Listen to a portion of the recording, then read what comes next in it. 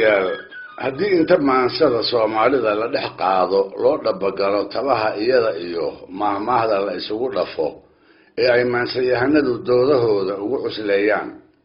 waxaynan ka maarmi karayn inaynu dib u milicsano gabayadii uu inoo reebay allaha u naxariistee gabyaagii reer ciideedka ahaa ee la oran jiray Samatar Baxnaan aan haddaba idiin soo gudbiyo qayb ka mid ah mar walba maansadiisa ay murtidu ku shaqlan tahay aan idinku jilbeebiyo sida quruxda badan ee tixiisa qaarkood uu ugu adeegsaday laba maahmaahood oo ay Soomaalidu aad u taqaan midda koowaadi waa tii ahayd bawdya rageed midba maalin qaawan oo ah maahmaahina baraysa inay dunidu meerta tahay oo jabka iyo guuldarradu aanay ninna si gaara ugu xukunayn barwaaqada iyo baraaraha joogtada ahayna aanay mid kale u qorayn maanta qofka ladani bari iskuma hubi karo haatan kii laalaadana ma aha inaynu u malayno sidiisaas inuu ku waari doono sidaa darteed waxaa habboon inaan marnaba waayaha la isa siin oo kii markaa baraaro jooga uu kan tabaaraysan u gurmado dhulkana uu ka qaado hase ahaatee inkastoo ay taasi jirto aadna moodo inay tahay waayo aragnimo runnimadeeda uu aadanuhu sabaano hore ka faraxashay haddana lama waayo dadka qaar iska dhaga tira oo u maamusha sidii iyagoo samaan iyo badbaado joogto ah wareegga ayaamaha kula ballansan maansayahanada Soomaaliduna in badan bay maansooyinkooda fikradda kaga hadleen iyagoo ugu dardaar warinaya caloosha cayaarka sareedada uu maalinta haysto go'aamadiisa oo idil ku sareeya dabadeedna intuu kibirtaabto qaraabada jilicsan iyo dadka liita aanu gargaarina ku tunta haddii uusan ku tumanna is-ilowsiiya amaba goomooni ku garamara الله naxariistee gabyaagii Soomaaliyeed ee magaca weyn lahaa Sayid Maxamed Cabdulla Xasan ayaa kamid ahaa maansayahanadii goor hore inagu wargeliyay isku halaynta wareegga ayaamuhu inay doqonnimo u tahay tuduciyo ku jiray gabayadiisa dheer midkood ayuu sayidku ku bilaabay cirkaan diin abaar daaliyaad dunida oo qiiqday dayax ururta daariga ka maray dirirka oo leeqay marun baa daruuraha cusay soo dibiriyay dayraanka curasha ku xigi daacigiisa bane marun buu darooraa intuu daadka soo rogo baldayay duraabta horu daafta mariyay min daleensan inuu duukhayay doqontu moodaay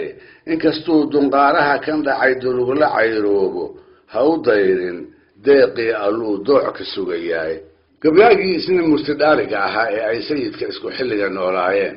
isku gadana ahaayeen lana oran jiray qamaan bulxan waa kii isla fikradda ku soo koobay saddexdii meelis ee ahaa adduun waa har labadiisa gelin waana la hubaaye hal galgalatay waxa looga dhigay yaani noo harine marun baa saboo la harqiyaa hodanna deegay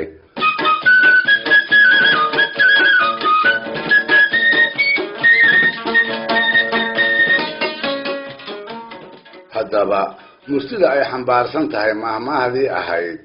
bawdya rageed midba maalin qaawan isaga oo garowsan ayuu Samatar Baxnaan u gabiyay niman ay hilba ahaayeen oo kol uu isagu tabaaraysnaa iyagu barwaaqaysnaa dhaqan ahaan maanta oo kale niman ay ahayd inuu hiil iyo hooba ka helo ha yeeshee aan midna ula soo ordin dabadeedna nafsiga intuu fadhiga ka kiciyay ayuu ugu dardaar wariyay halkii uu maanta joogay in sidii la arki jiray ay iyaguna ku dambayn doonaan sidoo kale intuu nimankii dhaawaday ayuu ugu dambaystiina wuxuu ku ducaystay iyaga oo dandaraysan dayrta dhow inay u soo baahdaan iyadoo markaa uu isagu ka soo kabtay dhibta hadda haysata ee ay ku fiirsanayaan maalmahaas gabay uu arrintaa ka tiriyay tuduc ka mid ah oo maahmaahdaas aynu ka aqoonsan karayno ayaa wuxuu ahaa bawdada raggaba maalin bay dani banaysaaye nin barwaaqo seexdaba wad baan laga bariinayne idinkoo bukooda iyo anoo baarax nabadeeda oo aan bogsaday shuushku waa naga baxayaaye oo ay baraani u kulmaan beliya raaskiinu rabbi waxaan ka beegsanahayaa biligta dayreed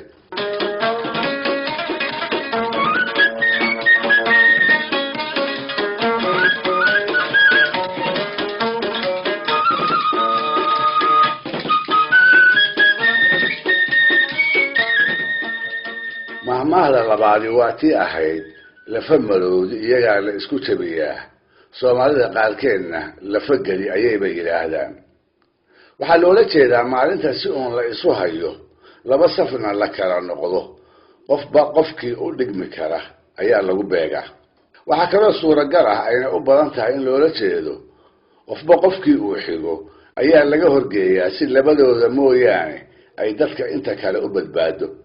gabayadiisa midkood xilligii uu samatar mahmaahda u adeegsanayay waxaa buuhoodla iyo agagaarkiisa ka aroosnayd colaad maanse oo la isku ilka beelay hal abuuradii reer ciideedka ahaa intoodii badnaydna ay ka qayb qaateen waxay ahayd horraantii sanadihii 1960 qarnigii aynu soo dhaafnay labada dhinacna waxaa kala hogaaminayay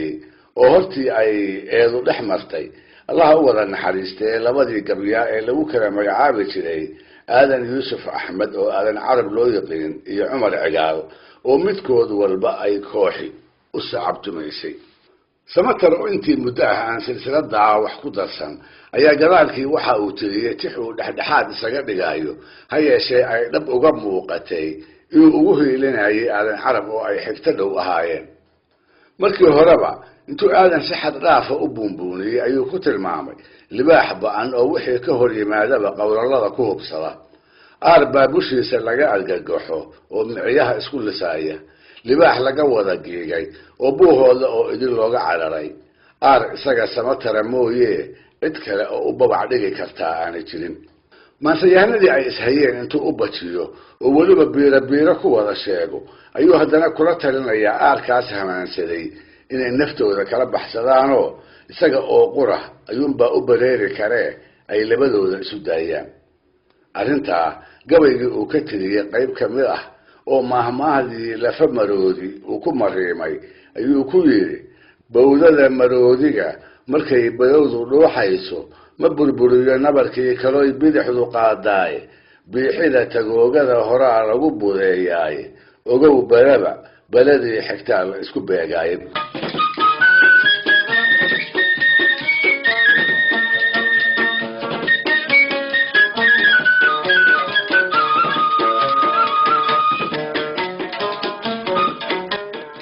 waxaa iyaduna jirta mahmaah si weyn uga dhex muuqata maansada soomaalida gaar ahaan tixaha uu gabyaagu waanada ula jeedo ee istaakulaynta ku saabsan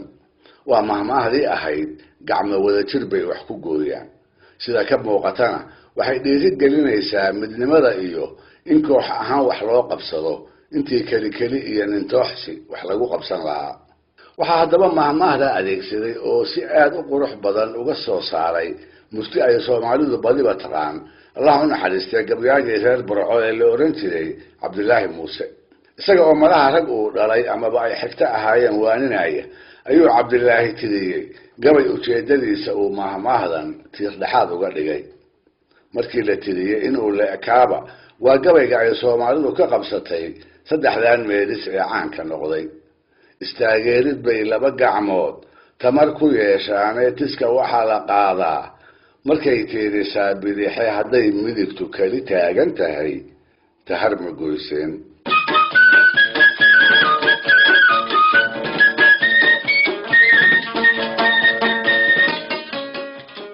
dhegaystayaal barnaamijkii dhaqanka iyo hidduhu maanta halkaa inoo joogo waa inoo toddobaadka soo socda hadduu eebba idmo cinwaanka iyaguna waa somali@voanews.com